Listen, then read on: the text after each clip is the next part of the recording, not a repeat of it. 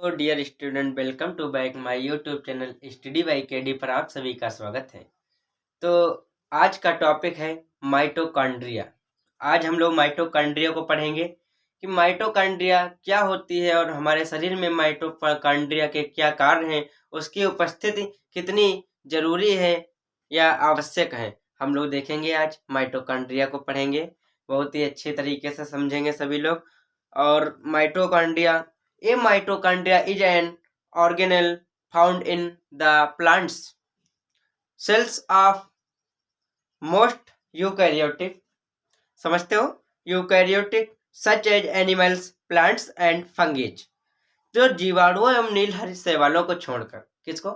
जीवाणुओं एवं नील हरित शैवालों को छोड़कर सभी सजीव पादप में या जंतु कोशिकाओं में माइटोकॉन्ड्रिया जो होती है अनियमित रूप से बिखरे हुए दोहरी झिल्ली समझते हो, इसमें दो परत पाई जाती है, जिसमें लेयर जो होती हैं वो दो होती हैं। उनका जो आवेश होता है कोशिकाओं को सूत्रकणिका या माइटोकॉन्ड्रिया कहते हैं। सूत्रकणिका या माइटोकॉन्ड्रिया कहते हैं।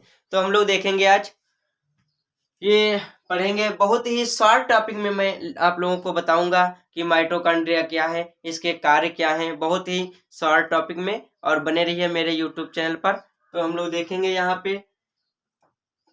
पे लिखा है, देखो सभी लोग, लिखा है सिंगुलर माइटोकॉन्ड्रियन। जो माइटोकॉन्ड्रिया होती है, हम लोग अगर सिंगुलर उसे बोलते हैं, जो सिंगुलर में बोलेंगे तो उसे माइटोकॉन्ड्रियन बोलते हैं, माइटोकॉन्ड्रियन कहेंगे। और जो प्लूरल होता है तो माइटोकॉन्ड्रिया कहते हैं।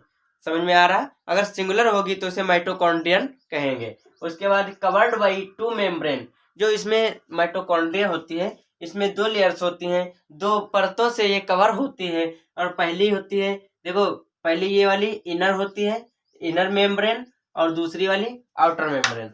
ये पहली वाली जो है ये इनर मेम्ब्रेन है, और सेकेंडरी जो है ये आउटर मेम्ब्रेन है। इतना समझ में आया? उसके बाद देखेंगे हम लोग, यहाँ पे inner membrane is deeply folded which is called cristae. जो इनर मेम्ब्रेन होती है वो बहुत ही गहराई से फोल्डेड यानी मुड़ी हुई होती है।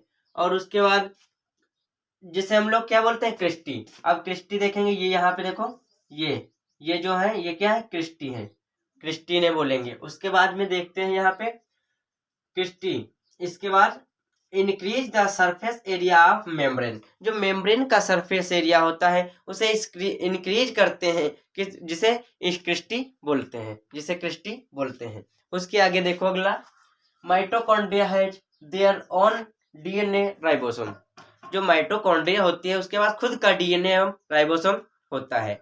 डीएनए एवं राइबोसोम्स होता है क्या? माइटोकॉन्ड्रिया के पास खुद के पास जो डीएनए एवं राइबोसोम्स होता है। तो हम लोग देख सकते हैं यहाँ पे, ये देखो डीएनए है, उसके बाद ये राइबोसोम्स है, राइबोसोम्स एवं डीएनए। हम लोग देख सकते हैं कि राइबोसोम्स एवं डीएनए माइटोकॉन्ड्रिया खुद के पास होता है। फिर अगला है फर्स्ट सीन बाई कोलिकर इन 1850। जो हमने नहीं खोजा ना, आपने खोजा। इसकी जो खोज की किसने की? कोलिकर ने की। और कब की? 1850 में की।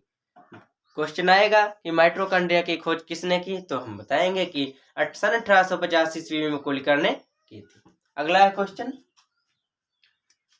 माइटोकॉन्ड्रिया को इस प्रकार हम लोग बदलते हैं। माइटो का मतलब होता है थ्रेड, और कॉन्ड्रिया का मतलब होता है जैमिड।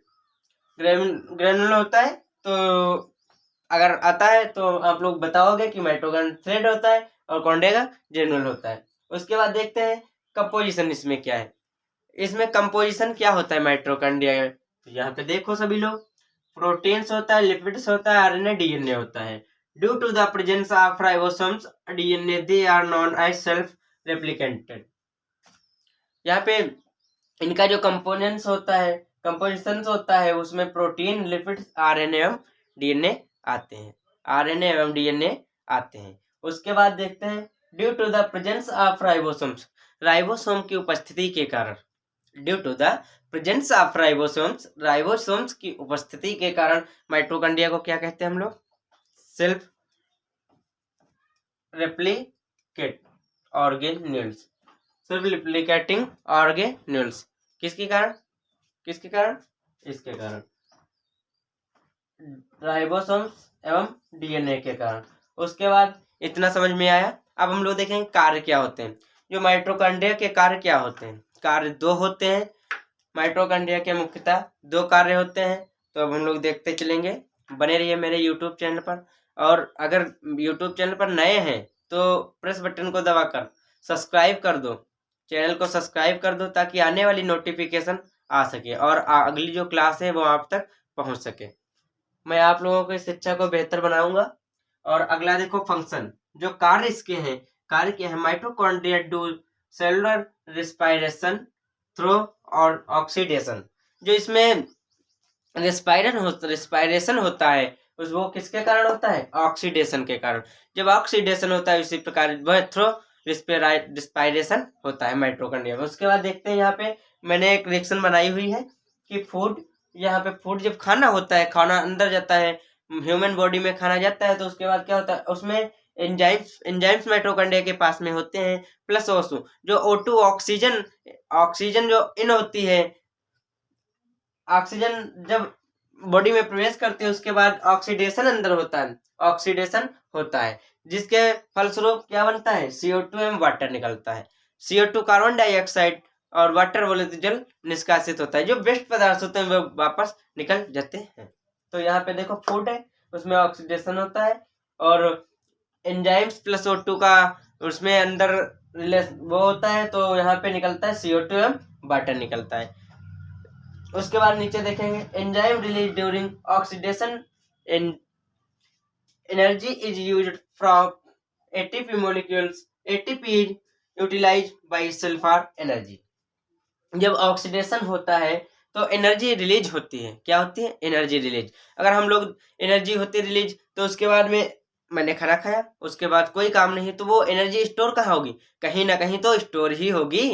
तो जैसे मैंने खाना खाया, फिर काम नहीं है तो बैठे हैं, तो वो एनर्जी जो प्राप्त होगी हमें उस भोजन से प्राप्त होगी, वो कहीं ना कहीं स्टोर तो होगी ही। तो लिखा है energy release during oxidation, energy is used to from ATP molecules. वो एटीपी के रूप में स्टोर हो जाती है। एटीपी का फुल फॉर्म क्या होता है, एडिनोसिन ट्राइफॉस्फेट, एडिनोसिन ट्राइफॉस्फेट। फिर आगे देखते हैं, ATP utilized by cell for energy. जो कोशिकाओं द्वारा यूटिलाइज किया जाता है, क्या, एनर्जी एनर्जी जहाँ पे जरूरत होगी वहां पे ये माइटोकॉन्ड्रिया जाकर, सबसे अधिक जहाँ पे कार्य की जरूरत होती है वहां माइटोकॉन्ड्रिया मोस्टली पाई जाती हैं।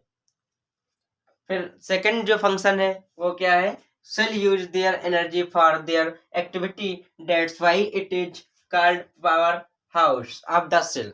जो कोशिका का पावर हाउस किसे कहा जाता है, तो माइटोकॉन्ड्रिया को कहा जाता है। मैंने यहाँ पे लिखा है, cell use their energy for activities. अगर कोई कार्य किया जाता है उसके लिए इस सेल का, जो किसी कार्य को करने के लिए सेल की जरूरत होती है, या एक्टिविटी को करने के लिए एनर्जी की जरूरत होती है, तो cell use their energy for activities. किसी कार्य को करने के लिए सेल जो होता है वो एनर्जी की जरूरत होती है। तो एनर्जी हमारे शरीर में एटीपी के रूप में संचित रहती है। उसके बाद जो माइटोकॉन्ड्रिया यहाँ पे लिखा है देखो, their activity that why it is called power house. इसीलिए हम लोग इस माइटोकॉन्ड्रिया को पावर हाउस कहते हैं। यहाँ पे देखो, ये फर्स्ट लेयर बोले तो इनर लेयर है और ये आउटर लेयर है। यहाँ पे डीएनए पाया जाता है और ये क्रिस्टी के रूप में, प्रवर्ध के रूप में पाई जाती है। फिम्बरी, इन्हें हम लोग F1 पार्टिकल कहते हैं, F1 पार्टिकल कहते हैं। उसके बाद ये मैट्रिक्स भरा रहता है। उसके बाद ये यहाँ पे देखो, ये ऐसे पाए जाते हैं, हम लोग क्रिस्टी कहते हैं और राइबोसोम की उपस्थिति यहाँ पे होती है। तो आप लोग इस प्रकार इस वन शॉट को समझ सकते हो। और मेरे चैनल पर बने रहिए और चैनल को सब्सक्राइब करो और ज़्यादा से ज़्यादा शेयर करो। और देखो, यहाँ पे माइटोकॉन्ड्रिया वन शॉट में मैंने लिख दिया है और आप लोग एक शॉर्ट नोट बनाकर उसमें नोट कर लीजिए। धन्यवाद।